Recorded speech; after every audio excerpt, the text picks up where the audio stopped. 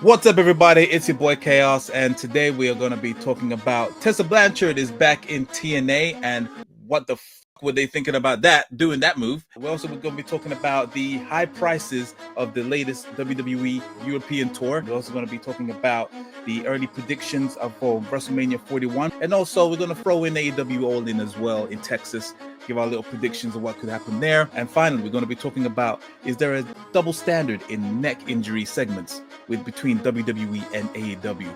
We're going to dive into that as well. Make sure you like, share, and subscribe. Grab a popcorn, grab a cider, grab a beer, whatever it is, and be sure to take it to the table.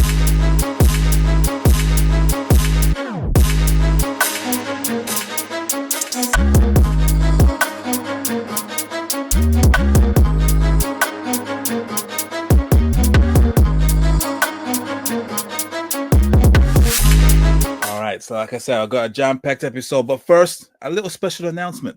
You may have seen the spin-off series Take It to the Game on the Wrestling Republic's YouTube channel, and you're just wondering where's that gone since WrestleMania 40? Well, it's coming back, but it's gonna have a new home, and that is, of course, on Twitch. Yes, we air the daily show on Twitch as well, but it's gonna get even more fun. So we're gonna be streaming all wrestling games, WWE 2K20.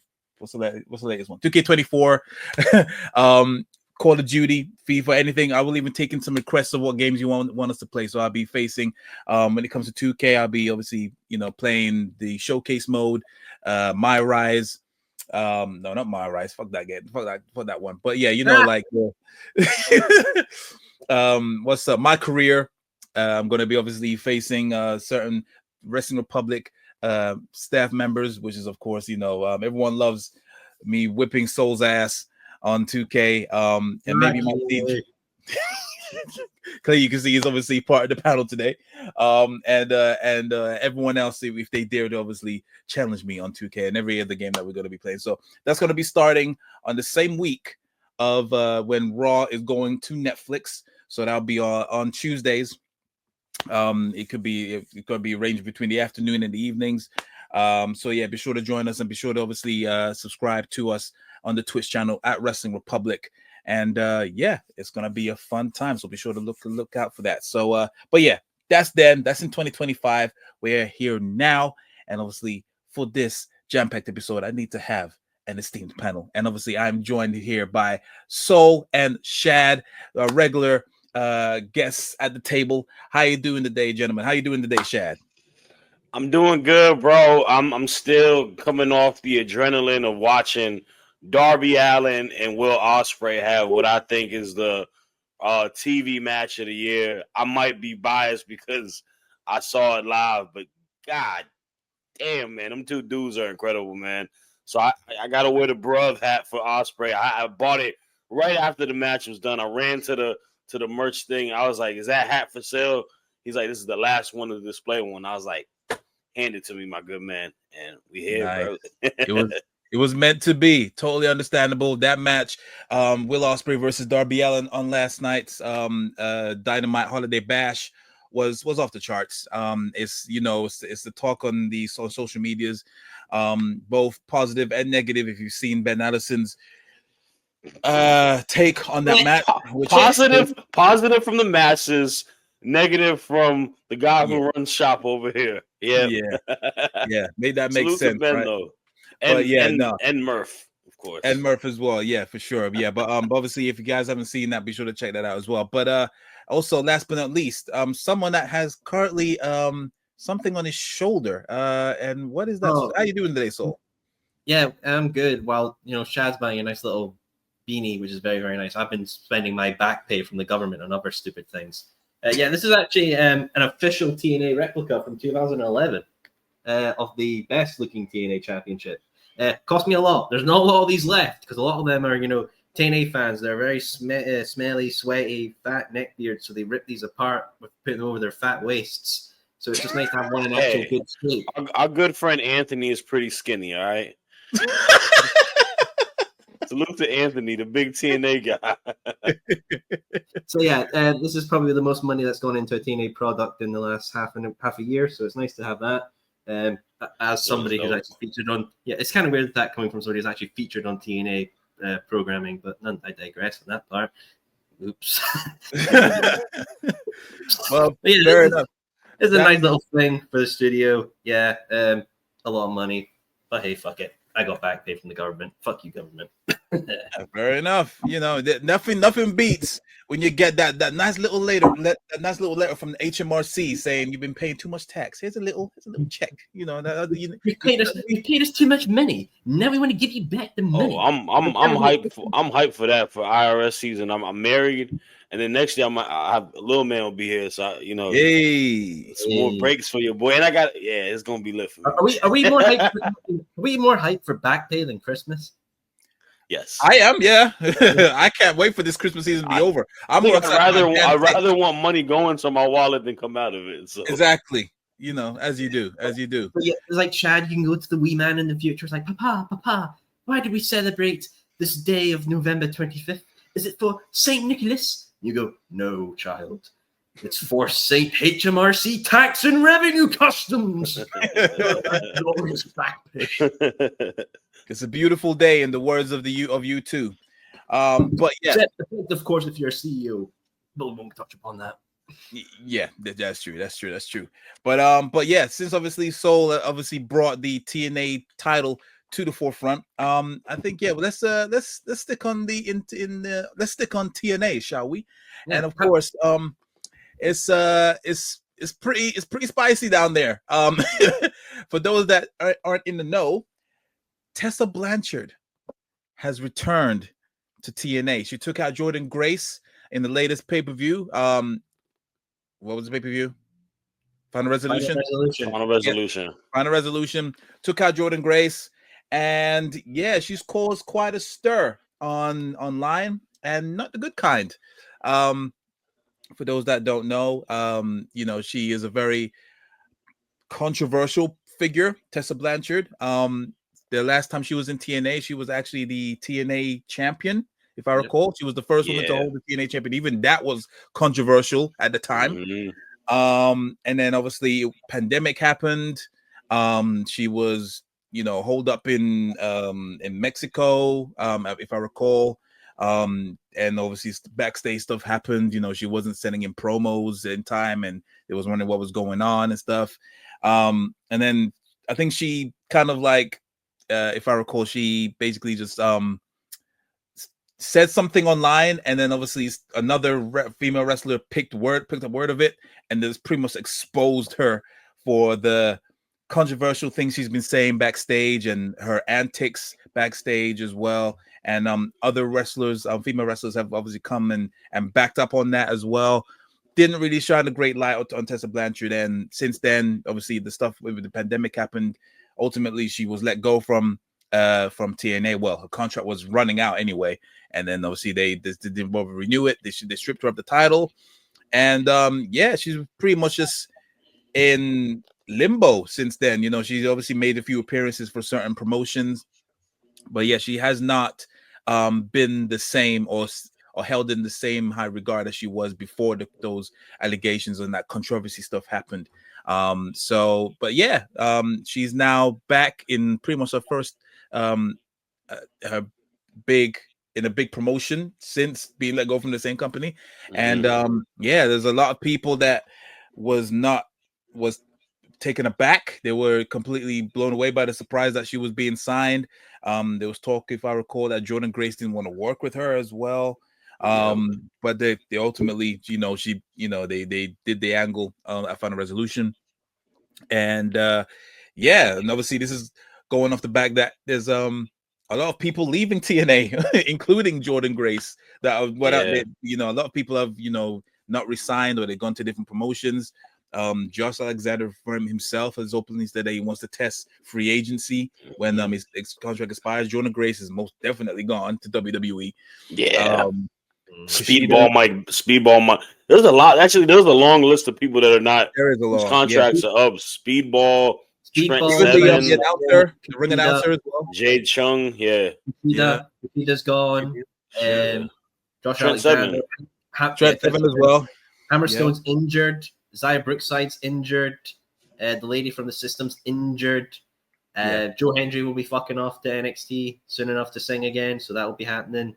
It really feels like AJ Francis' deal's up soon too. AJ Francis' deal is up. It really feels like it's Noah's Ark, and like they're fucking off 2 by 2.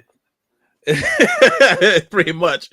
It's the thing with before I pass on to you guys, I feel like with TNA, especially lately, it feels like they take one big step forward and then 2 steps back, like, and they're always falling flat on their face at the same time. It's weird, obviously they brought back the name TNA, great move. Shortly after, Scott D'Amore leaves.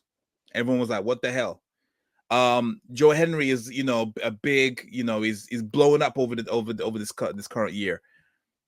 For some reason, they just won't put the title on him. What even like I feel like his momentum is definitely stagnated since when he was on top of the world, yes, on NXT and all that, and they're just not putting the belt on him. Now he's finally getting that match against Nick Nemeth again. I don't think anyone really even cares right now. Doesn't matter. It doesn't even matter now. And then they have this partnership with WWE, but now they're signing Tessa Blanchard of all people. It's almost like they're hitting the panic button because they know that Jordan Grace is leaving and maybe other people we don't even know about. It's weird. Like, you feel like they're definitely going to prosper, and then they just backpedal and do something stupid. So first off, obviously, more importantly, I just want to obviously speak to you guys and get your thoughts on the Tessa Blanchard situation. Do you even care, or like, what is their mind?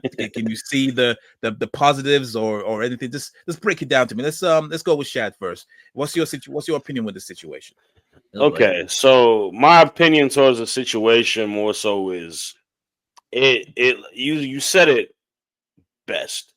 2 steps forward, 10 steps back. Like, they're doing stuff out of desperation. To me, it's a systematic issue, right? There's something, when there's smoke, there's a fire happening. They're struggling financially. It's unprecedented to see all these contracts run out at the same time. They're unable to sign long-term deals. So they are trying to find a way to add a splash and trying to create themselves to be something, watchable, something to spike viewership. I'm not sure. But in regards to signing Tessa Blanchard, I'm a proponent of thinking people deserve second chances. I think in society you deserve a second chance if you are honorable, if you own up to your issues and whatever it may be. What she's done, the allegations that have been brought up by other women, obviously with, bullying backstage, not being a diligent worker, not doing your job, which is a biggest thing that I think a wrestling promotion would care about most importantly. And also, just having allegations, being, stuff with racial allegations towards her as well. Like, there's a lot of stuff that affects her character that, you talk about a women's division that was brought up to be the best one a couple years ago. Everyone was raving about the Knockouts division. And how are you, you look at someone like Jordan Grace. This woman has kind of been the anchor of that division. She might leave, right? But needless to say, your send-off is going against someone who has a negative reputation, right? Like, it doesn't do a lot for Jordan Grace, and it doesn't leave a good image for the entire division, because a lot of those girls are friends with people that she's probably, bullied in the past or had issues with the past. Word it goes around like hot fire, bro. Like, people talk, and they might be apprehensive to want to work with her. And we also talk about what she's done recently. You mentioned a couple promotions that she's worked. She had a whole, relationship with WOW, Women's of Wrestling, launched by the owner of the Los Angeles Lakers, Miss Jeannie Buss. And that even felt like she was sitting courtside with Jeannie Buss at a Lakers game, and then they let her go because she was having the same issues again. She was being difficult to work with. She was causing problems with the women at WOW or the people, on the main stage. So it's kind of a situation. It's like, yo, you done got a lot of opportunities. If you keep burning them out, what's worth doing it? It's not like this is the first opportunity for her since she's had the stuff in 2020. She's had opportunities in Mexico. She's had opportunities in the Indies. She's had opportunities, and wow, it hasn't really blew up for her. And it's unfortunate more than anything, because I remember Tessa Blanchard when she was in Impact, and how, you know, obviously being Tully Blanchard's little girl, but like people were saying that she could be the next Charlotte Flair. You know, she was in the Mae Young Classic. The potential was there. The world was in her hands, and she kind of just blew it. So, you know, for her, I hope she has grown as a person, grown as a human being and whatnot. But like, if I'm speaking solely as a businessman, you know, with TNA, and obviously we're going to talk about that aspect next. It's not a smart move, bro. Besides the little shock value you get now, it's going to dwindle off. Because the other thing is this, they got a weak roster, like a very weak roster. And if all these people are leaving that you just mentioned, so it gets weaker. So like, I don't know. It seems concerning to me. No, facts. It's a crazy situation. I mean, correct me if I'm wrong before I pass it over to you. So, has Tessa even acknowledged these allegations? Has she been cleared of these? Like, correct me if I'm wrong. Only thing I know. Why asking me? Is because I have history of a controversial wrestler. You fucking. No, I'm not just asking you. I'm just saying it for the whole table. Go on. Nah, for what? So I did a little research though. The only thing that she has, the only thing that I do know that has been talked about is that the woman that she had the bullying allegations that she spit in the face, you know, said a racist word to her. I know they spoke. I know I believe, had conversations, and I think they had like a picture together, and they squashed. You know, she apologized to her. They're in good standings or whatnot. But in regards to like the stuff, I know I think it was like Allison Kay and Chelsea Green had tweets about her. I don't know about that. I don't know if she's broke bread with them, but she's apologized to them. I don't imagine Chelsea Green even mentioning and talking about it, because she's on top of the world right now in WWE. This is kind of beneath her at this point. Yeah. No, well, the fact that she actually got pictured with these people, and clearly it is somewhat true to say that, that she actually kind of squashed it. So yeah, that's fair enough. But yeah, the fact that there's no, that is an acknowledgement, but it also isn't like there's no public apology or anything like that. I don't know if that's the real smart move. I think that's the big one, bro. I think people want her to publicly own up to it, and I think that's kind of where it's like people are like, she's being hard-headed. She's not having accountability to what she's done. You know, because all of this shit is out there on Twitter. Like, everybody told their story. You know, it's surviving Tessa Blanchard at this point. Like, you got to speak up, man. I love it. Surviving Tessa Blanchard. Fair enough. Now, what about you, Soul? What's your situation? What's your thoughts on this situation? Should I say? Are you Team Tessa, or what the hell are they thinking? Let's hear it. So obviously Tessa Blanchard, the departure from TNA thing, I remember because I was kind of watching wrestling at the time and really getting into it and hearing about it. Since then, obviously there's the WoW thing, fell apart because of accusations. She's then basically grinded American indie scene from like some XPW, CML, so her most primary home promotion, then turning up back in TNA. So on Tessa herself, right? If she has made amends with the individual that is the main source of all this, then is there really a need for a public apology? It was a personal matter between two individuals, and it's been sorted out and resolved, allegedly. If it has, do you really need to make a public apology? Do you need to go to the court of public opinion and say, well, I did this and this and this, and now I'm owning up for it? And then to do what? Will these people then take you back all of a sudden, or will they still hate you because you've admitted fault? If a matter has been discussed between the individuals in the party and it's been resolved, I don't personally think, in my belief, there needs to be a public apology. It has been resolved. It's a private matter. It stayed a private matter, and it's had a private resolution. Now, Tessa back in TNA. Honestly, I think for TNA, it's probably one of the smartest decisions they've done this year, because their roster is fucking thin. Their roster is thinner than a fucking rice cake. with all the people leaving, all the people probably now being pillaged by WWE, and like, is that partnership now over? Is Joe Hendry going to appear at the Rumble, and then that's it until he gets signed? Like, has WWE got what they want? Did they get the talent? They were like, oh, we really like these. We're going to play ball and put on a smiley face and work with these people for a couple of months, and then when we get the talent, we're going to slap them in the face and kick them out of the apartment and leave them on the street to fend for themselves. Like, here's the weird thing about it, right? When this partnership happened, something I noticed, and I think is a bit weird, on Instagram specifically, no collaborative posts with TNA. WWE never did a collaborative post with TNA to showcase what their talent were doing. It was always with the talent and WWE. If TNA were advertising their talent on WWE programming, it literally looked like they took a screenshot and then just posted it. Like, WWE even giving them 4K resolution images. They were basically doing what 20-year-olds do to build their little collages and tributes on Minecraft videos of taking screenshots. Like, damn, throw the company a bone. And like, the thing with Tessa as well, like, her thing got 1 million views on the reels. That's higher than Nick Nemeth and Joe Hendry stare down. That's more views than whatever this 23 bull crap they're advertising now. That's probably like the return of Relic or something like that at this point, knowing where TNA are going. That's a deep fucking cut. Maybe Black Rain will turn up too.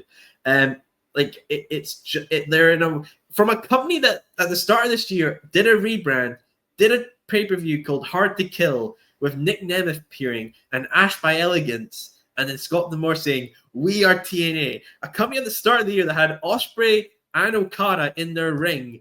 I'm pretty sure Ospreay was in it this year, or was it the last year with the Mike Bailey match? Maybe it was. But anyway, Okada was in their ring this year, to now being at a chance where they've lost maybe 10 talent, their former head, and they brought in a controversial figure that people are mad about. Like, Jesus fucking Christ. These guys tripped. Oh, it was this year. Excellent. Thank you, Shad. My amazing voice of yonder. And they've basically gone from the top of the steps, fall down, broke their jaw, broke their legs, broke their arms, broke their pelvis, crawled, and then there was an extra step just to fall off in at the end just for good luck. Like, fuck me. I just find it funny that people are like, oh yeah, WWE and TNA, this is going to be the partnership that like makes them the number 2. Yeah, that is not turning out the way it is it? Fuck faces. Yeah, it's like you say, yeah, it's pretty much just like just watching the Simpsons, that Homer Simpson meme when he's just going down the cliff and he's just getting his head bashed in. You know what it is? You remember that Family Guy clip of pussy on screen? Of when you know, Stewie sees that guy fall down the stairs in Family Guy and he goes and does all the funny noises. Yeah, that's literally like Stewie is the wrestling community. The guy falling down the stairs is TNA, and then when it finally collapses, we all go cool. That was fun. You know what? Yeah. I think the partnership thing is funny because it was a partnership more so with the development brand than it was with WWE. Like, I don't even consider it a full, like, the only thing that you got out of it, and the positive aspect of it is that you got Jordan Grace on the Royal Rumble, right? And then you got the clips from Joe Hendry on the WWE that garnered a lot. And I don't give a shit what anybody says. Joe Hendry's popular. I know it, right? He's a viral person in that sense, and he's got that. That's a lot of it is boosted because it's on the WWE channel and the subscribers and the like followers. Exposure. Like, you know what we forgot as well? Naomi, and it's good for those two. Yeah. Like, Naomi was in the company this year at Hard to Kill. Like, I feel like everybody just forgets that. Like, she Mia Yim too. Yeah. And everybody was just like, shit, that happened. It's so fucking weird. Like, I remember I actually stayed up to watch Hard to Kill, and I actually bought it, which is the weirdest thing for me, actually buying a TNA product. And just, like, happening. And then the Ash by Elegance thing appeared, and everyone was like, who the fuck is this? Who the fuck's Ash by Elegance? And everyone was like, it's Dana Trash Brooke. by Negligence. I love that name. I love it. It's Dana Brooke. And everyone was like, what the fuck happened? The thing is this, people look at TNA as a restart option more than the actual, like, buying it. Like, you have the regulars, right? You're going to have the Moose. You're going to have the PCO. all of them cats is gonna stay there for as long as they need to be. But then you also look at it like this: Motor City Machine Guns. Yeah, they left. Yeah. They left. They didn't stay. Like and them dudes was there for a minute. They dipped. So it could. Who says a person like Moose won't leave, right? Like, but in the grand scheme of it, a lot of their main people are people that got let go by other company, and they're trying to recreate themselves in TNA. And like you said, Naomi is a perfect example. She left the WWE, and we knew she was going to come back at some point, but she wanted to kind of get her feet back wet into the wrestling world. She went there, showed that she's amazing, and learned, kind of got to be the head person in a pond, the big fish in a small pond type of situation, where that isn't the case in the WWE. But she went back to WWE. Me and him went back to WWE. As soon as they called back and their contracts are done, like, yo, you ready to come back? They're gonna come back over there. Like, it's just the truth. And this is true. AEW too. If somebody, like, rumors, right? Dirt sheet shit. People saying Speedball gonna go to AEW. Yeah. I mean, why wouldn't he? Yeah. I really view it, TNA, as like annual leave for WWE wrestlers, like paid vacation. It's like, you ready to nowadays, yeah. So you ready to come back to work? It's like, yeah, I won this X Division title. It's pretty nice. I'm gonna retire it, and then it's like a glorified indie promotion at this point. Like, in my opinion, like, I don't know how much they're paying these guys and girls, but obviously the checkbook ain't that big if people are signing such short-term contracts. Like Mustafa Ali, he went there right after he left the WWE, and now he's a free agent again, and it hadn't even been a year. Yeah, it's true. Yeah. Right. Yeah. I mean, I think if anything, if I was TNA and I had the chance to do, like, if I knew some talent were leaving and how to book them, right? Here's what I would do. Joe Hendry, TNA World Champion, loses it to Tessa Blanchard. I would put the belt back on Tessa Blanchard, the TNA World Championship, right? Because here's the thing, right? Why put her back in the knockouts, right?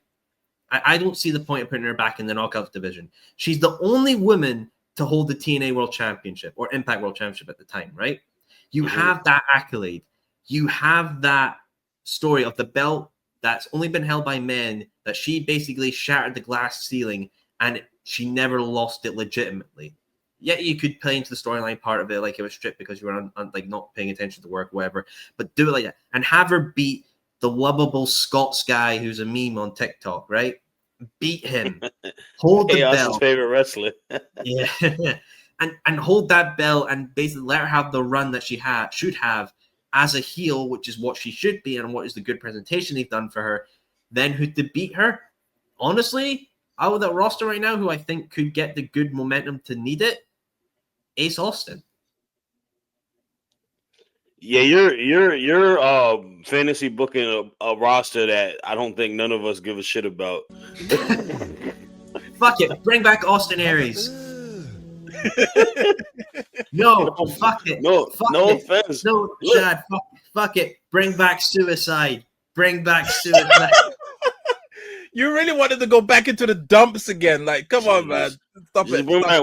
Bring back Shark Boy, man. Hey, don't mess with Shark Boy, especially Steve Austin Shark Boy. He was sick. We're talking about like the Black Reigns, the Rob Conways, the fucking Rob Terrys, and that fucking. Oh, Rob Terry, no, that guy was roided. I don't give a damn. Like, looking back at it now, he really was. He was roided to the gills. I don't know. That guy, he just where's Elix Skipper at nowadays? Oh Jesus, Elix Skipper, yeah. Like, why don't they? My thing is this, y'all TNA. Why don't y'all even just like bring back people for appearances just to kind of get a little bit of a shock, like viewership and stuff? They don't do that much. Yeah, like they did it for. Didn't they recently do it for like Bound for Glory, and then that's when they said they were teasing people returning, like they did Mickey James and all that. You want to know when I knew WWE did not take them serious? They never let AJ Styles like even pop out. Nah, he was backstage in the last pay-per-view, but that was it. Yeah, it ain't be on TV. Let bro be on I'm just like, he don't gotta wrestle. Like, just have him in an appearance. Like, that's what I'm saying. It's like. But we'll give you my collegiate athletes who don't know how to wrestle yet in the PC. and let them wrestle. It's They like- did have some good. They had Soul Wendy Ruka. Chu. They had Soul Ruka. They had Wendy Chu. They had Tatum Paxley, Yep. which are very talented NXT super, especially Soul Ruka. yeah, Soul Ruka is the shit. She's amazing. But like to what Soul is saying, that's the development brand, right? That's not the. So we can't act like it's some big partnership with the WWE. Yeah. Like, the fact that the fact that Can they we not can't. throw them- Go. I'm sorry, but can we not throw them in an Apollo Cruise or something? Or like That's what I was about to say. That the fact that they have like all these unused Chaos is IC. Chaos's IC champ wouldn't have been wrestling there. They even let her wrestle there. Natty. Yeah. Natty like want to. I feel bad for her. She wants to wrestle. She just don't get to wrestle. It's Triple H. I don't get it. Triple H is She wrestling in her garage more than she wrestling in the arenas. fucking Natty's like, can I go to TNA? Can I do this? Triple H is like, what's a TNA? Is that Michaels? Is that a energy drink? No, I'm gonna need you to train some of the PC people out at the dungeon. I need you to train Nikita Lyons again for the 8th fucking time. Go. Until she blows her ACL. Anyway, no, I'm joking. I love you, Nikita. I love you, Nikita. You just like you got glass knees. It's a bit annoying, but yeah. I'm gonna cut that out. Moving on. So yeah. What was I gonna say? Ticket prices. Yeah, so clearly, it's quite evident that we are not really digging the Tessa Blanchard. Which are like on one hand, yes, like their roster is getting thinner and thinner by the second, but at the same time, it's Tessa Blanchard, and it's like the fact that it all depends on if they're gonna strap the rocket to her. But I guess why wouldn't you? Yeah, they might have to because they haven't got anyone else. Who is the champ? Jordan's not the champ right now, right? No, it's Masha Slamovich or whatever her name is. Oh, okay. Yeah. Anyway, moving on. She's dope. I like her. Yeah, she's good in blood sports. Fair enough. I do not watch TNA as much as I used to back in the day. So yeah, I just know them by name. I just know that all I know is that Nick Nemeth has this weird thing with John Bradshaw Layfield, and he's just randomly just. Yeah, what the fuck is up with that shit? I have no idea. I think he's got dementia, and he's just showing up in random places. I don't know what they're doing. I swear to God, he's gonna show up at Ring of Honor Final Battle thing. It's ECW 2006. Where's Blue Meanie? Where's that son of a bitch? I owe him. Go. We're being invaded. I don't. Yeah, even Shad doesn't know. Like, make it make sense, bro. I don't get it. It don't make no sense. I like Nick Nemeth, but it don't make sense. Like JBL, coming out, it's like he just came fresh from the set of Yellowstone with it, and then flipping. Yeah, I don't. He doesn't even talk. No, he just comes there, clothesline people, looks mad, and leaves. Like he doesn't even do what he did. The best thing about JBL was how much of a dickhead heel he was, and his how his personality. You take that away, he's just a old grumpy dude. He's just clotheslining any cunt in this fucking way. It's like he's just trying to go to the show. He's like JBL. JBL left this house and thought, "Honey, I'm gonna go get some milk." Like dressed in all black, like shitty American Undertaker. And then just stumble into a wrestling show, like Undertaker, like American Badass Undertaker, a little bit.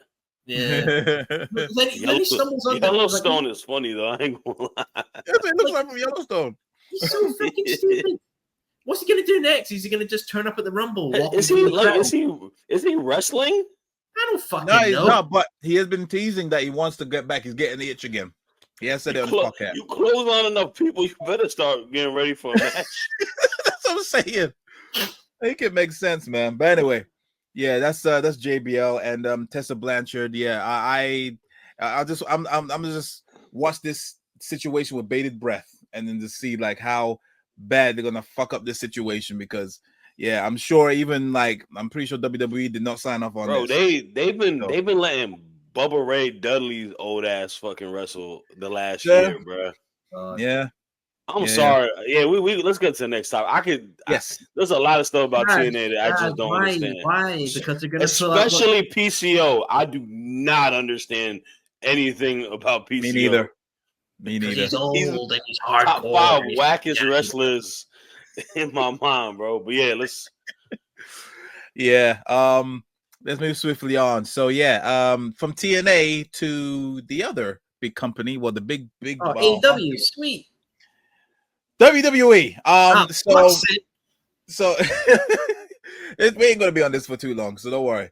Obviously we're slowly approaching the road to WrestleMania, but obviously before that is gonna be January 6th, where Raw is Netflix. Well, for us over here, it's gonna be Raw, SmackDown, and all the PLEs are coming to Netflix. So I'm saving a nice chunk of change. Thanks to my Netflix subscription, so thank you. But it's after January 6th, and shortly after that, they're gonna do this whole Road to WrestleMania European tour. Usually when they do these, they don't really hype it up as much because this is usually just house shows and maybe the occasional, maybe the one-off Raw or SmackDown in Liverpool or the O2 Arena, but they are really hyping this up, and because they are bringing Raw and SmackDown to random places like Germany and Austria and what are you laughing? What? It's true. Germany's a random fucking place. No, it is. I mean, to be fair, we did get they did have SmackDown during the Bash in Berlin weekend, but I'm just saying it's like Holland would be more of a random fucking place than Germany. No, but you know what I mean. It's like this. They don't really bring out Raw and SmackDown that often, like almost in sequential, consecutively. Outside of the US. I get what you're saying. Yeah. So it's a big tour. And obviously the tickets went on sale about 2 weeks ago, like a week and a half, 2 weeks ago. Yeah. And they were a sight to behold. Y'all boys, I woke up the morning and I see y'all boys just, what the fuck are these prices, everybody? It's a fucking joke. Everybody's just going crazy. See, so to be fair, obviously we are talking. Most of the guys in our group, they mostly reside in London or Seoul, Glasgow. No, fucking don't, you racist. Scotland, same place. Fuck you. So they're gonna tell you to join a faction with Drew Mac. We were talking about Gallus on the NXT show. Everyone's like, all the American commenters, I suppose, why don't they pull to the main roster and join a faction with Drew McIntyre? I was like, is it just because they're from Scotland, y'all saying that? Like, I don't. Are they friends? I don't fucking know. Yeah, we all look alike. Just be all in the same fucking faction while we LW. Drew can tell Drew to get you in for free, man. Get you on the VIP list. I knew he was gonna round him up. That's why I said see him lose again. I see him lose again if I fucking see him punk. Oh wait, yes, I forgot. You've seen him twice and he's lost. I just remembered. Oh, sorry. I'm sorry about it, bro. Anyway, you shouldn't see him wrestle because you're his bad luck charm. Yeah, maybe that's why. National pride's in the fucking toilet. All right, reel it back in. So the tickets went out for sale, and everyone was in an uproar, understandably, especially at the show at the OVO Hydro. They got it right? Yeah. In Glasgow. And like the nosebleeds were hitting. I think I think it was you or our friend Jordy, who should have been here but he couldn't make it today. Hope get well soon.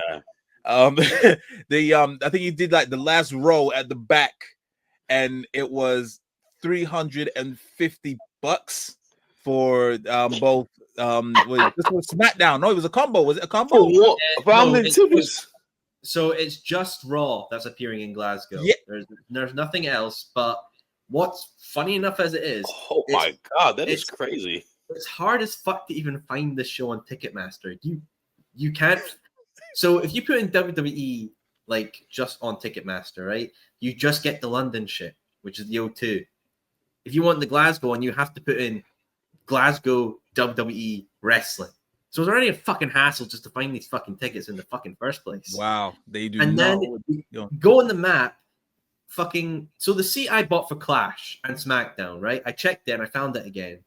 For 2 shows, like near the ramp, it was 800 quid, right? Still extortionate amount, right? But like PLE and another show. So you get altogether 5 hours of content. That's fine. For a single 3-hour show in that same seat was £510. Just for yeah. Yeah. Another thing that I didn't realize, they put the show in fucking Glasgow, where basically you walk out into a street and you're seeing somebody get shivved by a toothbrush and a fucking wheelie bin on fire. So it's not the fucking best city for culture. I'm afraid there on that part. But then they decide, like, oh yeah, we're gonna charge all this extortionate amount, and then we're gonna bring in a Cody Rhodes weight belt for 150 quid, so we can just see some kids smack each other over it with the belt buckle part of it. It's like you've outpriced your fucking markets, you damn bastards. So you don't fucking know the own town out your fucking window. You just have to fucking look outside and you see you've got company. There's 6 fucking wrestling companies in Glasgow alone. Like all charging like family price tickets at what, 25 quid or maybe 30 or 40 for a bit of a more experienced venue or VIPs or signatures and all that shit. Like, yeah, I get it's WWE, but I could stay at home, pay for Netflix, have heating, central heating, which is fucking nice at this time of the year, all the beer I could have, all the whiskey I could have, and a Domino's takeaway and even a Chinese takeaway, and I still would have 100 or 20 and 50 quid left in my pocket to spend on more crap. Why the fuck would I want to go through to Glasgow for a night and end up having to buy a hotel because I'll get drunk pissed as well, just to be, annually fucked in my wallet by WWE and TKO? Fuck that. I'd rather just stay home and do it. It's true. It'll be a very expensive day out, or night out, so to speak. It doesn't make any sense. And like even when I also went to Clash, the first Clash when it was in Wales, I did get floor seats, and that was what, $250 each. It was me and my missus that went. It was $250 each, which is nothing. Ever since this acquisition, it is just spiraled and spiraling out of control. Like, obviously, we've talked about the WrestleMania prices on the daily. Jesus Christ, like it is like ridiculous. And I got a front row seat in WrestleMania 20 or 30, one of them. For like four rows from the front. WrestleMania 28 for and that was just $500. That's a WrestleMania at MetLife.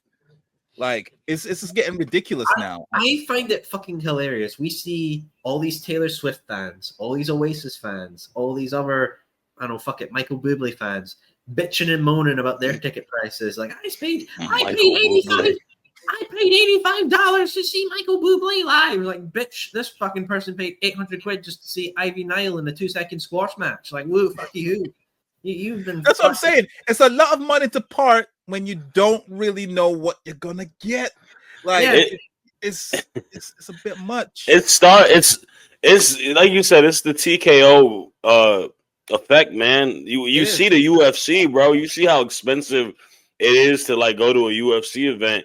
They're following the same formula as them.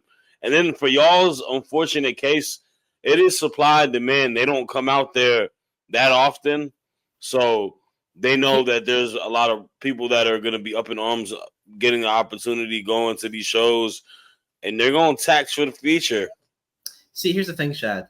UFC, you see people in lovely ball gown dresses and nice suits, looking the part and wanting to be there with celebrities.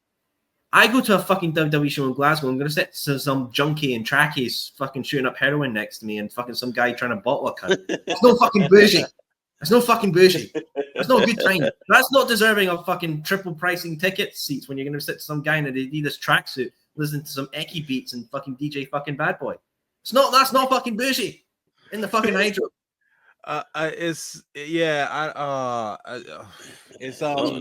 It's a Chaos, bad look. It's just a very bad look. Are you going in London? Are you going London style for Raw and SmackDowns over there? Are you going or what? Or? Me? No. I actually booked one of the house shows. I'm not going. I just knew that the London shows were absolute write-off. I knew that anywhere in the UK that it was going to be crazy. But yeah, I'm going to Nottingham, and I got just above the floor seats, so it's level 1. My ticket was just $80. I'm so sorry you're going to Nottingham. Look, that's why I was there for overnight. That's nothing, and I know that because I know that they're going to put a great show. Cody Rhodes is going to be there. I mean, hell, Cardiff. I got to see Cody and Solo in a steel cage match. So they don't hold back on these house shows. So yeah, they jam packed those house shows for sure. Yeah, now they do. Yeah, before they especially used to be yeah, back in the day, did. But no, nowadays, I mean, yeah, that's what I meant more. Nowadays, they give you some good matches. I mean, shit, I went to a house show when Vince was still running, like in 2021, and that joint was trash, bro. I saw Omos wrestle Reggie, and I just. What is that? Maybe I'm the wrong demographic for this because, like, who do you think won? The thing is, though, like, maybe I'm the wrong demographic for this. Look at Reggie, though. He's a good wrestler. No, he's a good lad. Like, you know, my bitch ass is like when Forbidden Door ticket prices come up to sale. I'm immediately like, 800 quid ticket. I'm gonna fuck yeah. I'm gonna see Serpentico versus Nyla Rose, 20-minute match. Fuck yeah. Yo, Serpentico was on a dark match last night. And motherfuckers was going crazy for him for some reason. As soon as he hit the Spider-Man thing with the little the strands and shit, yeah. The strands come out, everyone lost their mind. But nah, man, that's why even for me, dude, I don't even like for WWE shows when they come to DC, like SmackDown's coming out here in February.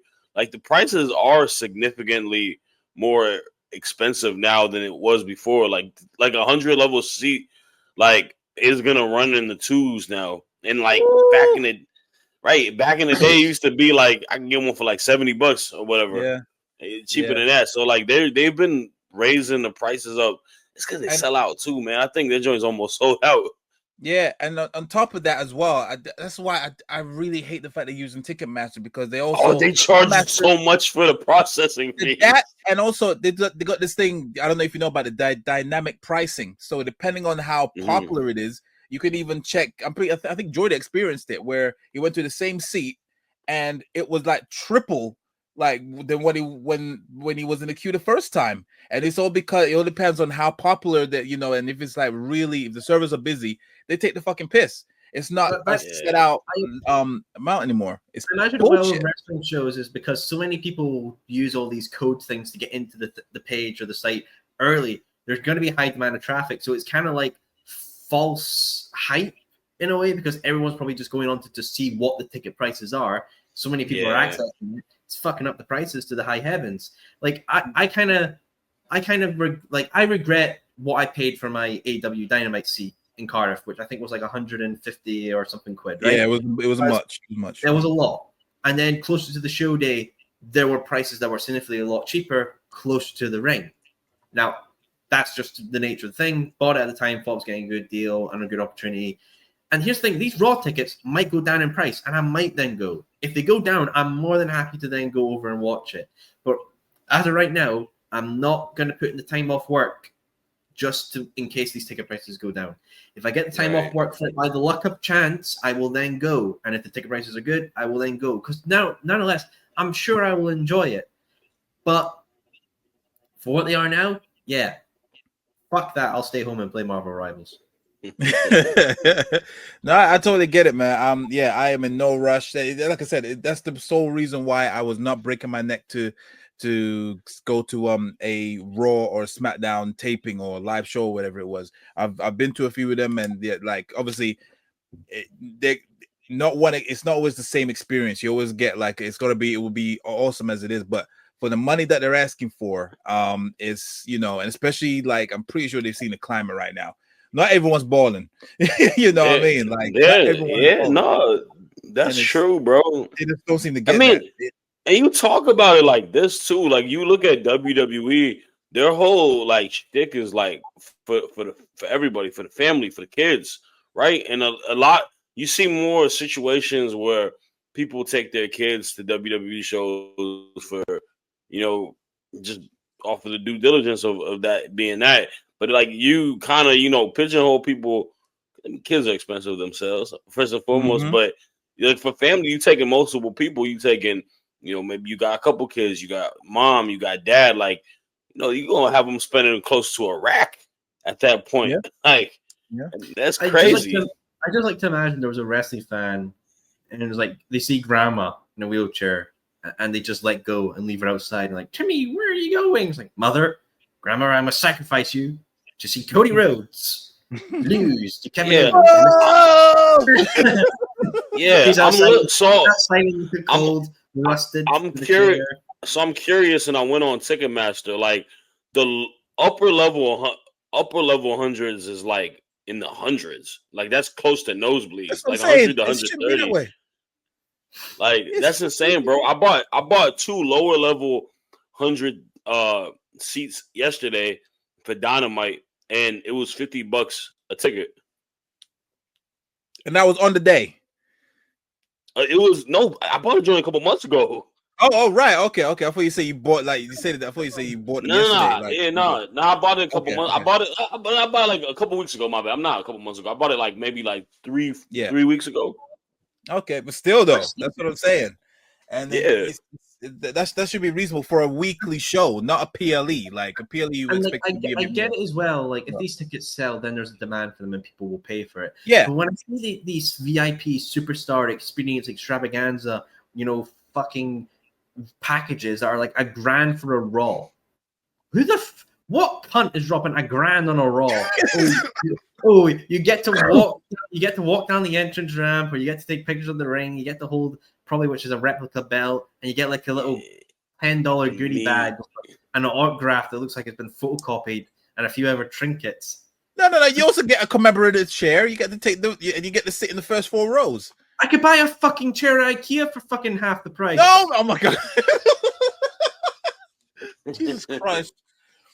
Oh my god. Yeah, I just feel like obviously I truly don't feel like it's WWE's doing. This is definitely TKO or whoever's running both. This is all they're doing, and they're just trying to see what they can get away with. It's similar to what EA Sports and 2K do. Like they always test the waters with some controversial thing, and if it picks up, if they do get some money out of it, they're gonna just keep on doing it, because obviously a majority of us fans suffer from FOMO. That's the thing. Like you don't know, we don't know if it's gonna go up or go down, so they just take advantage, and we just bite the bullet. And that's who they prey on. They prey on people that really suffer from serious FOMO, and just keep on getting away with it, and then they keep on moaning about not moaning. They brag about they've this the highest gate and all this stuff. What? I'm messing with you. Yeah. So it's annoying. I just hope that they come to their senses for sure, and and then see where it goes from there. But WWE can do better. WWE can do so much better. It's crazy, bro. Price is crazy, but I hopefully you're right. Yeah. Hopefully. Are you going to any? You're not going to any WWE shows leading up to Mania, are you, Shad?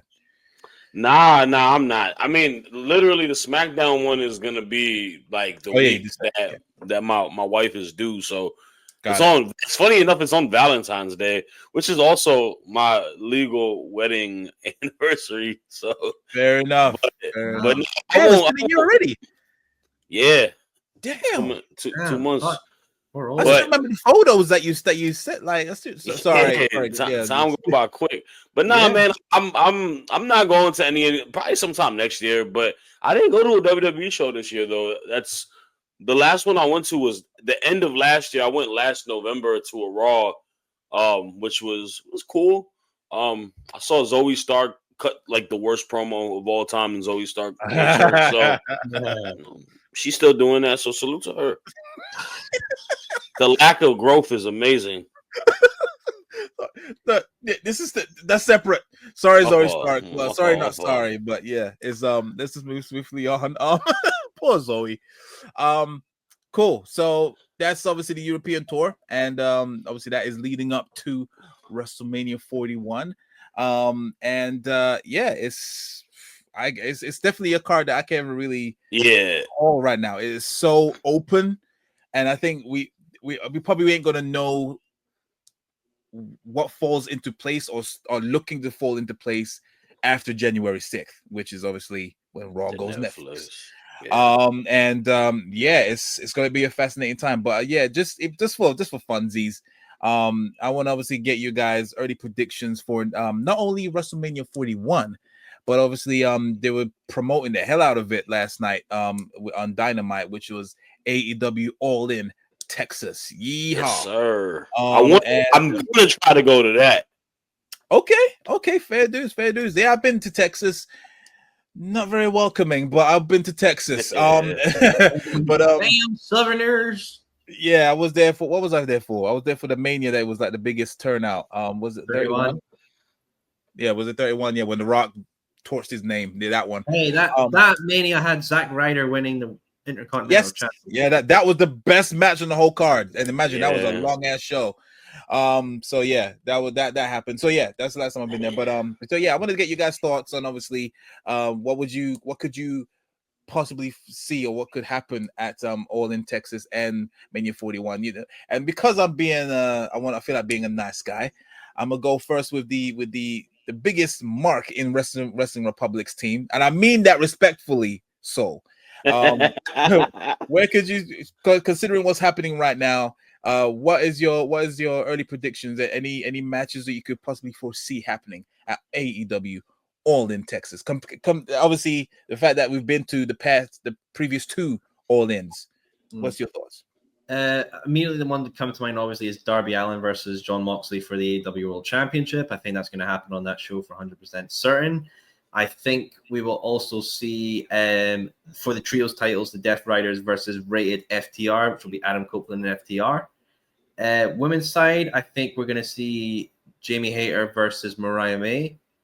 TBS title, I think, could be Mercedes Moné versus Athena. Tag titles, I think, could be Private Party versus maybe someone like some grizzled young veterans.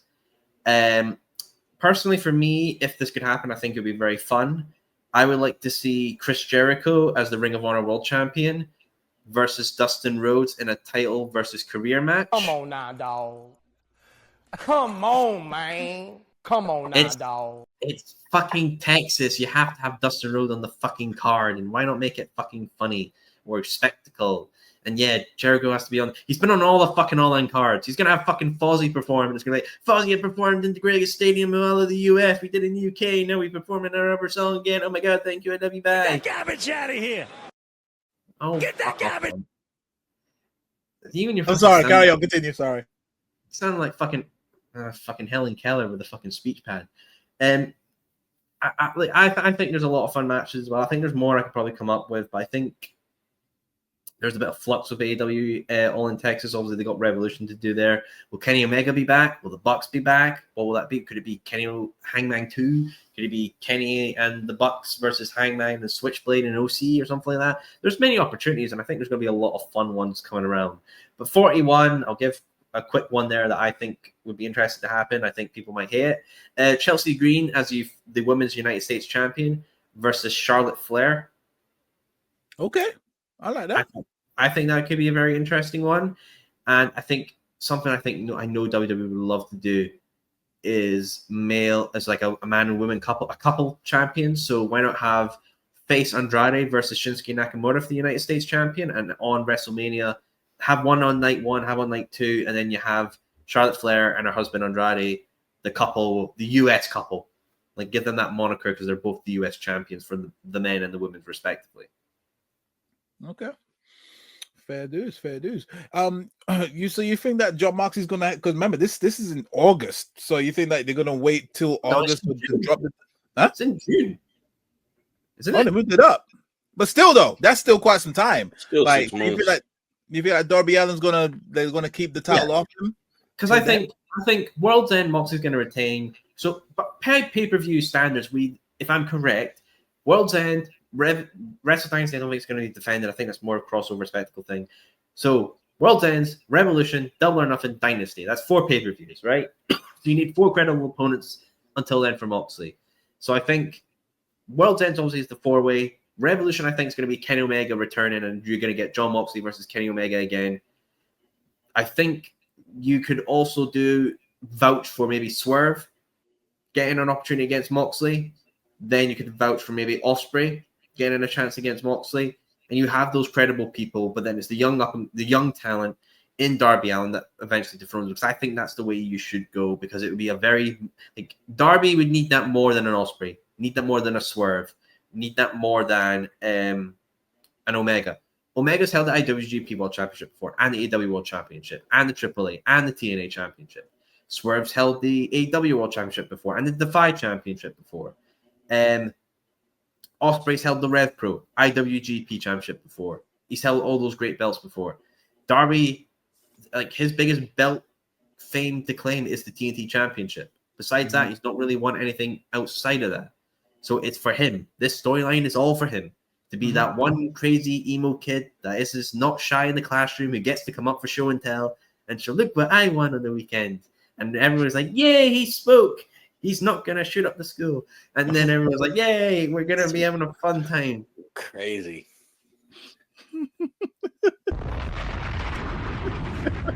That's insane.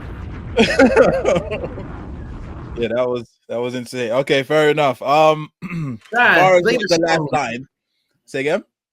I was saying, Shad, save us. For All In, a couple matches that come to mind for me. I'm gonna pivot a different way. I think Darby will get the title before All In. I think we're gonna get a rematch of Will Ospreay versus Darby Allin at All In the stadium in Texas. I think there's a big possibility of that, just how great the chemistry is, and Ospreay's got to be the world champ at some point. I just think it's one of those things where you can allow him to kind of do what he's doing. You know, he gets wins, he gets losses, you know, in various situations. Next year is the year you kind of got to strap the rocket on him and make him the face of the franchise of the company. And I think the midpoint of the year, you know, let Moxley get a little bit of this reign. Let Moxley lose to Darby. Let Darby be a little bit of a transitional champion just because of the nature of style of wrestler that he is and whatnot. And then you move to Ospreay. We know it's going to be a banger of a match, especially in the stadium. So I think that could happen. Another one I could possibly see is I'm looking at the TBS title, and I'm looking at something that I saw yesterday. And I think we're going to kind of get the ebbs and flows of them not going against each other initially. But I can see Bobby Lashley versus Daniel Garcia for the TBS title. And I can see Bobby Lashley getting the TBS title at All In. You know, Lashley being from Texas by way, that is technically a home. He lives there. That's a hometown of his. I know Tony likes to allow people to get big-time moments. This is kind of like a WrestleMania, obviously, for AEW. So Lashley getting that big title win in his home state. And I'm going to go one more homer. And this is someone that I ain't mentioned, or you didn't mention, so, because I know you said Mercedes and Athena. Going to pivot a different way. I'm going to go Mercedes Moné versus Thunder Rosa. Thunder Rosa has been doing heavy promotion for All In.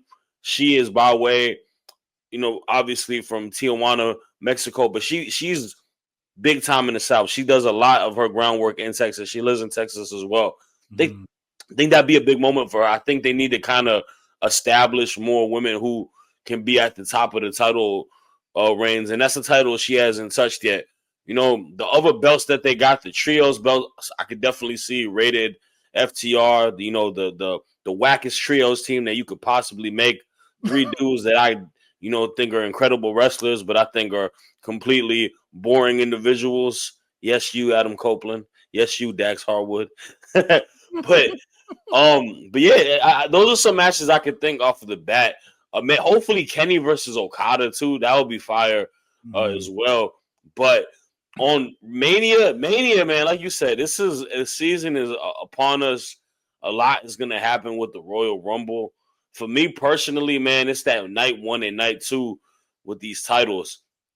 I really do think there's a strong possibility that we could get Cena versus one of these champs.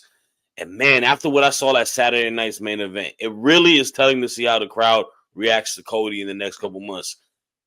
Babyface Cena, or both babyfaces, Cena versus Cody, and Cena beats him, and that's the outlier to turn Cody heel, playing the whole Homelander situation and whatnot. I think that could be interesting, but I think it's going to be Cena versus Gunther. I think that's going to be one of the matches. I think we're going to get some variation. I think Punk is going to be in one of the main event matches. And I kind of could even see like a triple threat match between Cody, Punk, and Roman for the belt too, where we might get the, you know, rematch. Maybe Roman wins the Royal Rumble, and then Punk is like, all right, Paul, let me cash in that favor and intertwines himself in that too. I can see that. On the women's side, it's a little bit more interesting to see where we could go, because I don't know, the two women's champions at the moment, I feel like they're starting to kind of get at the end of their reigns because they feel a little stale. So I think we'll get Rhea on one of these matches. Who she goes against, I don't know, bro. Hey, I want to say maybe Io, maybe Rhea and Io can shake it up. Tiffany Stratton versus Charlotte Flair is a match I think that will happen, though. I think Tiffany is going to be the champ, and she's going to cash in on Nia, and I think Charlotte will be her first opponent. I think that's kind of the litmus test to see what Tiffany does, but I like knowing that. I like not knowing what we got. To be honest with you, that's the thing. That's the thing. It's like it's been a long time that when it comes to like between the main Royal Rumble and Mania season, like where there's even times before where once Mania is done, you're already hearing the dirt sheets that the Mania for next year, the main event is already booked, or this is what Vince wants, and 9 times out of 10 it comes true.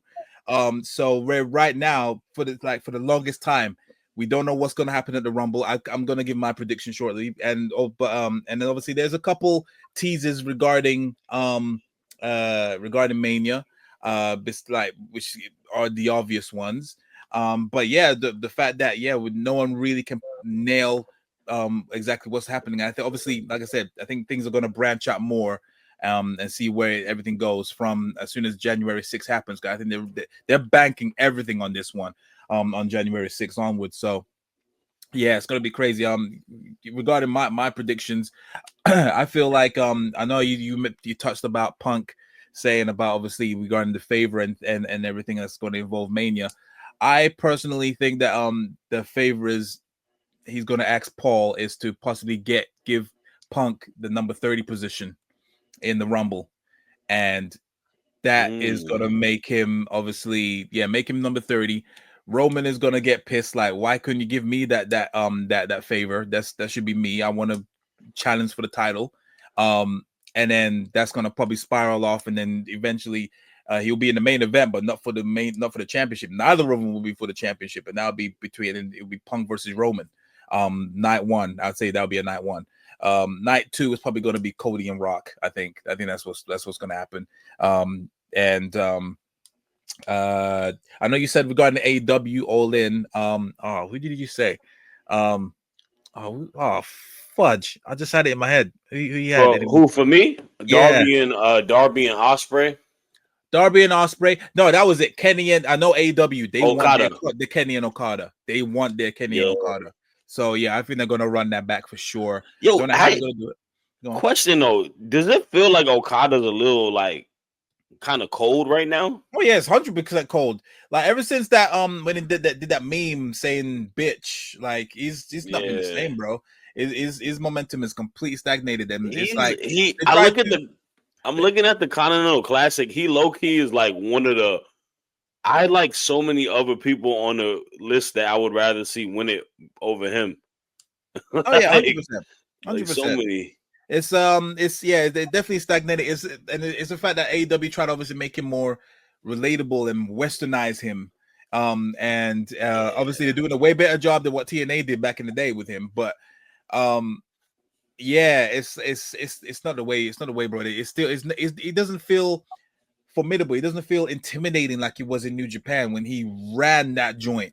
You know what I mean? So it's just like, it's definitely gone cold, but there is still potential for that to happen back, and who knows that it might need Omega for that to happen, because right now, he's just a meme at this point, and he's way more worthy than just a meme. So yeah.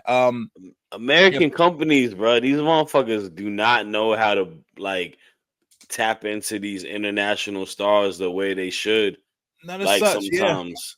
I mean, they've done it with Okada, they've done it with Nakamura. I mean, obviously he's getting a bit more momentum, but they neutered Nakamura when he went to the main roster. The thing is with Nakamura, it just seems like somebody at WWE played Ghost of Tsushima and was like, "Yeah, let's do that." Oh, the new joint.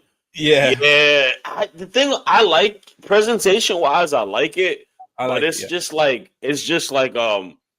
you gotta give me more to sink my teeth in on the storyline wise. Like the best, in my opinion, I think EO is probably the best Japanese talent they've booked out of all the Japanese talents, like presentation wise. And I just think she's just naturally like a cool character in that sense. And you kind of can get away with stuff in that way. But EO is also like pretty underrated. Her English ain't like bad at all. She cuts English promos not that much of an issue. I would also argue I would also argue that to a degree. I would say Oscar's a bit presented more better. Yeah. But I think because you don't think that because you don't see her on TV right now, and that's why, and that's I guess is a good thing. But yeah, like Asuka has definitely had her up and downs. But yeah, if I had to really choose, I would say Asuka is more presentable. But I see your point though. I see your point. She definitely represents Io Sky. So regarding AEW All in Texas, I mean they got to do a Stadium Stampede match. Surely they got to do a Stadium Stampede. I think that will be with the involving the Death Riders. I think that's more up their alley than the trios match. I kind of would like Don Callis' family to be in a Stadium Stampede match. Okay, maybe. I want to see Kyle Fletcher and Takeshita get some singles matches though. That's the only reason I'm kind of. I mean, if you look at. Because obviously it'll need to be like it won't be fully just one faction or another. It'll need to be an amalgamation. Obviously that means taking people off single match and all that. But like if we look at it, like I would like to see Hurt Syndicate be involved and MVP comes out and just beat somebody with a cane and just drags him off. He wrestled at Bloodsport. I think the cane is just a prop. Yeah, it is. Bro, he got no injury at all. You got Hurt Syndicate. You got Don Callis' family. You've got the Elite you could use. You've got Death Riders. You've got conglomerate. I think conglomeration, if anything, is probably maybe more. That's the match. That's the match. Yeah. Death Riders conglomeration. I could definitely see that. I think Mark Briscoe going crazy. Man, I'll tell you this: the presentation of the Death Riders when they come out, like Moxley and Shafir pop, bro. They're so badass when they walk out with it. I'm so glad they gave him his New Japan theme too, the Death Rider song as well. Like it fits him so much better than the Wild thing as well. Oh yeah. Like it's badass. Like I literally when we were walking into the arena. I saw them. I took the picture to y'all. I see them cutting that promo that they were doing outside. Like it's right in front of the garage. I was like, that's Claudio bald ass head, ain't it? But it's cool, man. Yo, yeah. But I can see Death Riders fit the mold of a Stadium Stampede match. 100%. Yeah, that joint's gonna be dope, man. Because it's gonna be outside too, and it's gonna be hot as fuck. I ain't gonna lie. Yeah, I know. I envy you guys, man. Flipping out. We're way over than all in London. I would say this right now. If I can't make 41 Mania, I'm making All in Texas. Okay. Fair enough. Yeah, Texas is a decent place to visit. I don't know whereabouts in Texas that's gonna be at.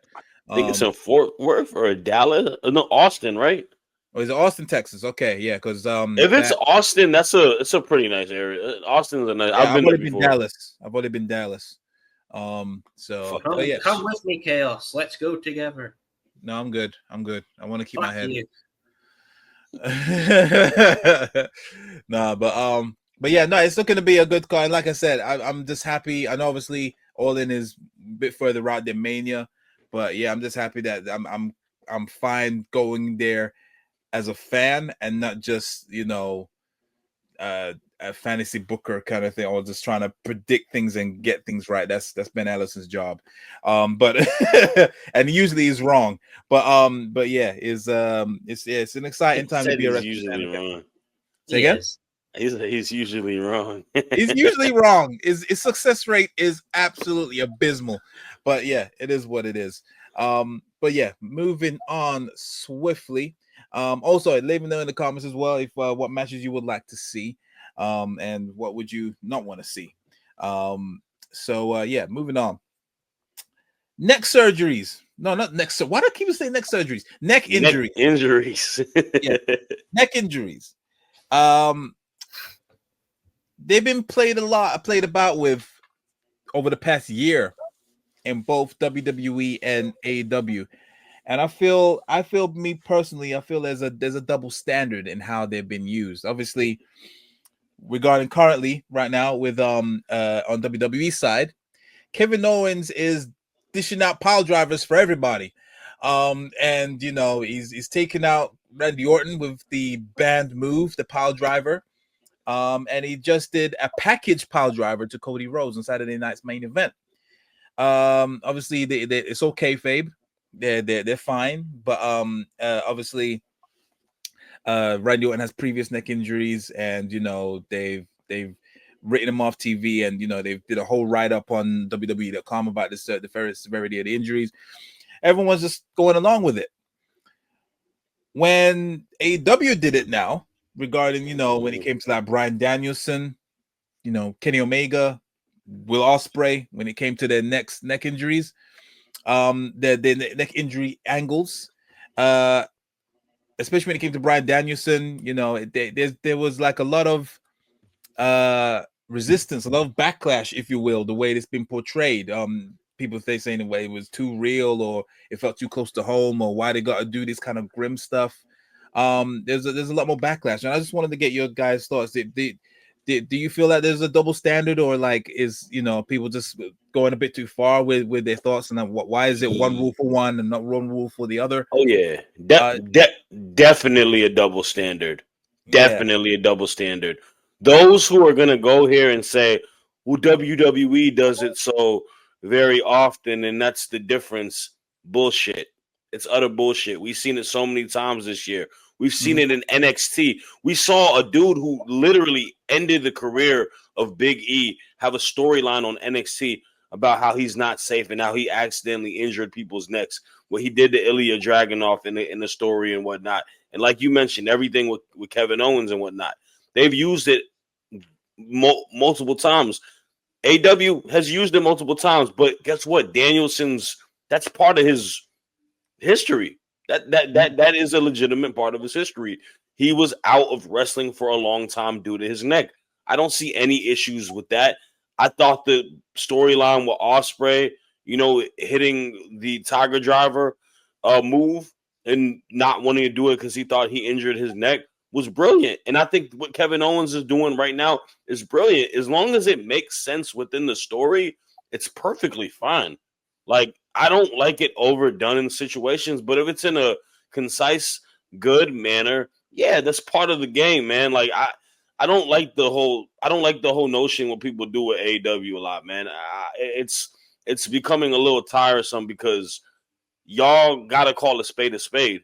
If you have an issue with that type of stuff, then you gotta call it out on WWE at the end of the day. You can't try to make a piss poor excuse just because you like one company over the other. Like, that's just the situation at hand.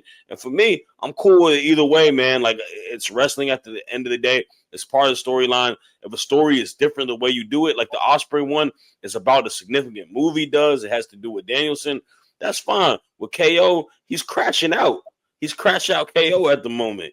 He want to take out everybody buying it. He feels like he's been slighted by all of his close friends, and this is what led him to what he's doing it right now, and that's kind of what you do. It's a good storyline. So, yeah, man, I people that are doing this double standard stuff, just shut the fuck up. Facts. It just feels like AEW is the scapegoat, and shout out to Jack Perry. But it's unneeded. I don't feel there's any anything controversial that they're doing. Like I say, it's just like I say, it's just a double standard, and just the hypocrisy. Just because it's WWE and everyone is feels more rated. You know, they grew up with WWE more so, and they just feel like obviously AEW is like still a startup company, and like what the hell are they doing? But yeah, I feel like it's whoever's the people that obviously complaining about that shit is just like, yeah, just shut the hell up, because why is it one rule for one and one rule for one and then different for the other? What about you, Soul? What's your thought? Like, do you agree with these neck injury segments? Like, do you see the double standard? What's your thoughts on this? I don't know, Chaos. I think this really speaks to something major, mate. I think this really speaks to I think it really speaks to something that the wrestling community has, and it's this condition. You know, it's what's it get? Little whiny bitch syndrome, because everyone's just fucking every fucking day and age about, oh, this company does this company does that, this guy choked somebody with a plastic bag, and this is too fucking real because I saw a seagull strangle on a Waitrose Morrison's fucking bag at 2006. What the fuck up? Fuck it up. It's the most realist form of storytelling because we know these injuries are real. People go off TV with them all the time. They have injuries, and then it plays into them. Like Adam Copeland, his return was played about his neck injury, and then Randy Orton RKO's him on his first Raw television, and then concertos him. Did you see anybody fucking moaning about that back in 2020, did they? And even Beth Phoenix got RKO'd. Nobody moaned about that. So it's double standard, because as the majority of the internet wrestling community is, they like to bitch about AEW all the time, and that's just how they are. WWE does it. They're like, it's genius, it's revolutionary to the business. Oh my God, take my money, Kevin Owens. You brought the Wing Eagle back. Oh, we can sell so many replicas. Take my money back. Oh my God, this belt is worth more to me than my firstborn child. Oh my God. It's like, fuck off. And it's just a double standard at the end of the day. Companies can, as long as the talent's fine with it being used in the storyline, I see no fucking problem with it. Whatever company.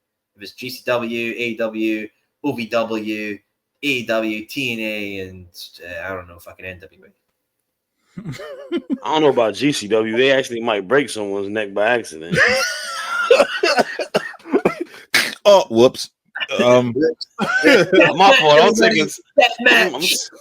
I'm taking too many shots. My fault, man. Too many strays at people today. Yeah, it's like I said, it's it brings a sense of realism. You know, there is history there regarding this thing. If it's done tastefully and it brings something to the story, then why avoid it? I mean, hell, there was even that crazy spot in NXT, Shad, with Trick when he went over the ropes and he somehow I don't know how he did it, but his neck was in between the ropes, like, yeah. And that was, I thought that was a botch. I was like, what the fuck? Because like, yeah, I don't know how they maneuver that. That was pretty like crazy. Because them ropes are firm, like they're not like, they're not loose. They're proper tightened. So like, you know, one wrong. I mean, hell, Mick Foley ripped his ear off on one of those things. Mm-hmm. So whenever Enzo Amore got knocked out by a rope.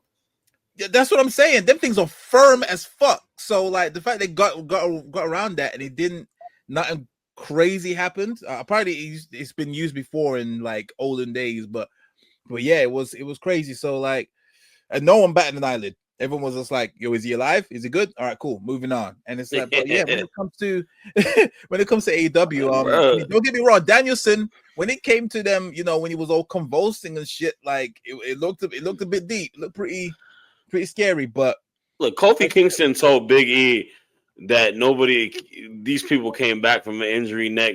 Tough luck, Chuck. You a little bitch. Like, especially to him. Like, come on, man. This is part of the talent are comfortable letting these blurred lines be crossed and be part of a storyline at the end of the day. Like, that's Danielson's bread and butter last year. Yeah. This past year.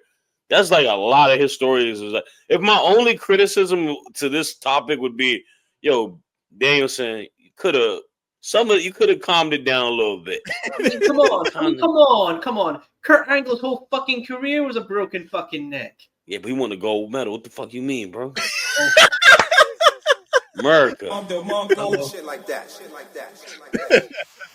Gold medal with that broken freaking neck. But no, I mean, it is, yeah, man. It's people are gonna always find a way to try to throw the dirt on AEW when it comes to situations like that, and it is just like I get it. Like you said, people want to rock with what they're used to, what we've grown up with, and whatnot, and that is the WWE.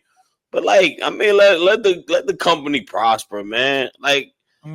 They doing what they need to do. They're giving people. I mean, don't get me wrong. They do some fucked up shit, like running over Darby Allin and all that stuff, and trying to commit murder numerous times against Orange Cassidy. They do some dumb shit. But they try to put the cleaner front. I mean, Soul, you can't defend that. I mean, I'm just saying. It was so crazy, bro. So I can't lie to you though. You did say something I don't agree with. When they taped him with the like, they didn't even use like masking tape. They even use like actual like.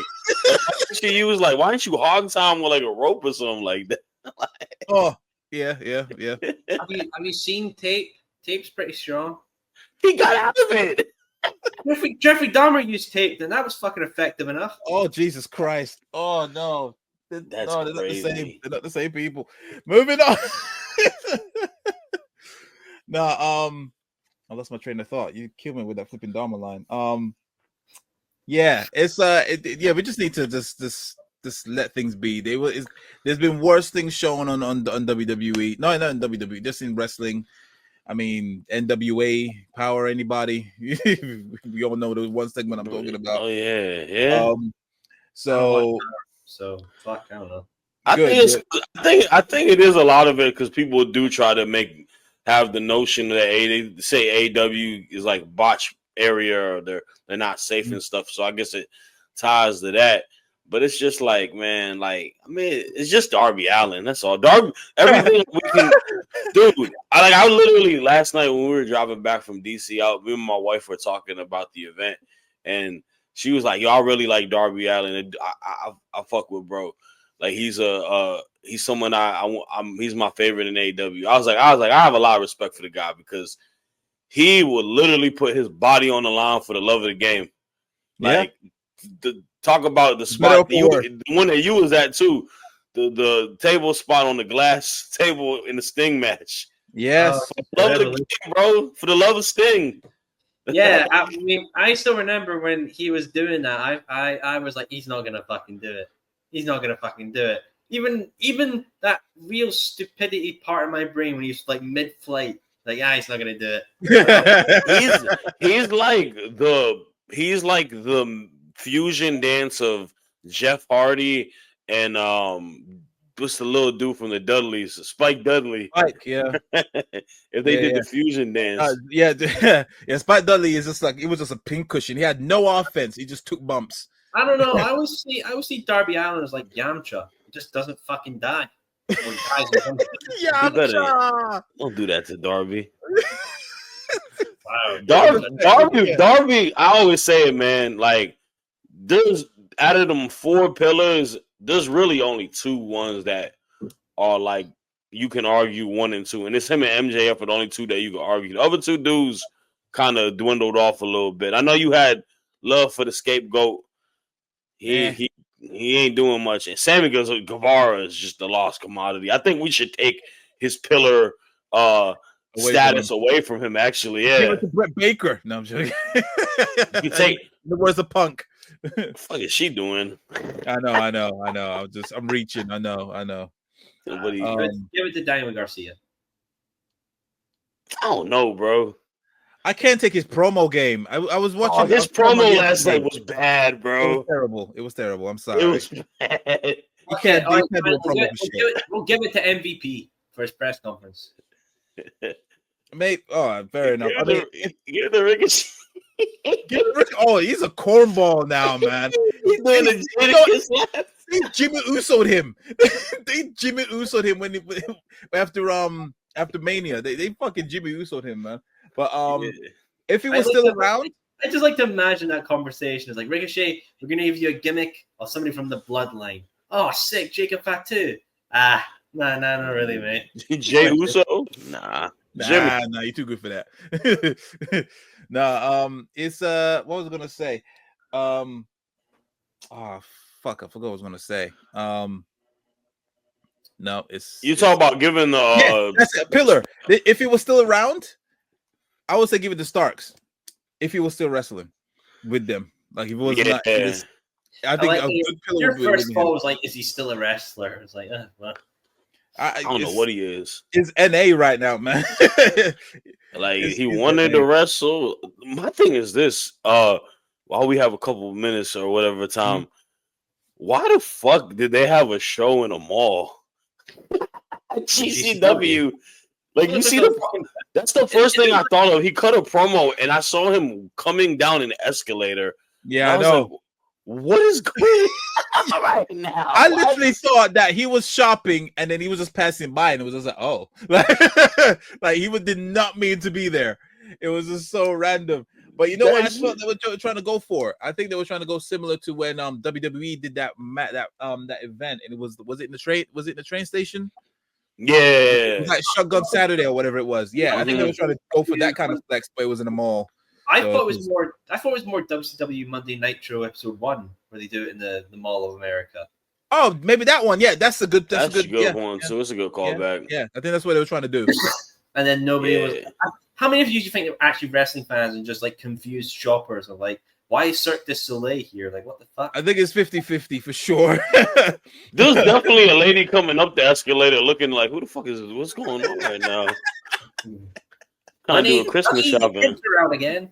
Seems to be a flash mob. One of those things. But man, they gotta just let that motherfucker go, bro. That we have to dive into that in another episode. Yeah, I think if Ricky Starks wants to be like, well, he needs to come out, cosplay as Elsa, sing to Tony Khan, and then Tony can just be like, no. You talking about Starks? Yeah, sings "Let It Go." Let it go. Oh, fair enough. You know what they might do is they might just give him a knockoff version of Pentagon's mask and make him and Rey Fenix be a tag team. Oh my god! Make him Dark Hologram, evil hologram. Oh, a Sin Cara situation. Ooh, Sin Cara and evil Sin Cara. Oh yeah, I like that. We'll call him Ricardo Starks. No, Shad. They'll be like, did you watch his CVV interview? He was talking about his match with Kane, and he said Kane started talking Spanish to him in the locker room. He's like, "I'm American, bro." Yeah. I was wondering if he was like, Kane can speak Spanish. That threw me off. I didn't know, like, that's so random. But probably you grew up in Spain. I was like, wow. Hey, Tessa Blanchard can speak Spanish too. Okay, fair enough. I saw the interview. They had an interview with her that came out last week, and the dude was asking her English questions, and she was responding in Spanish. Yeah, fair dues.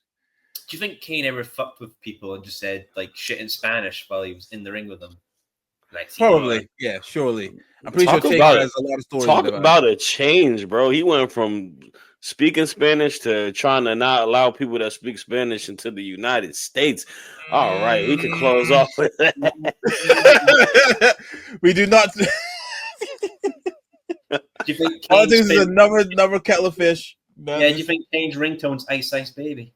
Oh, for fuck's sake! All right. And that note, ladies and gentlemen, it was a good one. Yeah. On that note, we've come to the end of the episode. And don't worry, Soul, I'm not gonna make you do any more games. No blind rankings. I'll give that a rest. If instead, no, I'm joking. Top 10 controversial wrestlers. Go. Oh shit! I do a blind ranking.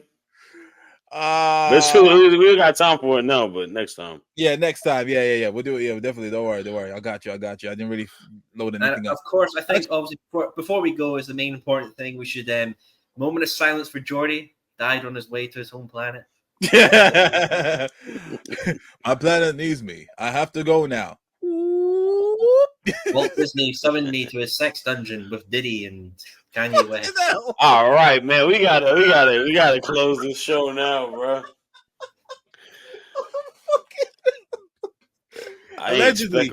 Allegedly.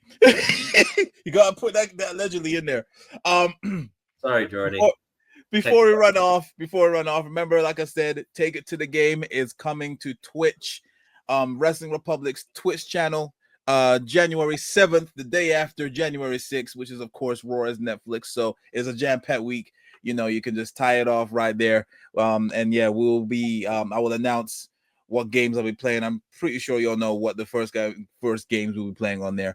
But Jesus Christ. No, Family Feud. And then yeah, obviously we'll check out the next. There's gonna be a little Christmas edition episode of Take It to the Table next week that has Anthony, Kobe, and someone else. There was someone else on that panel.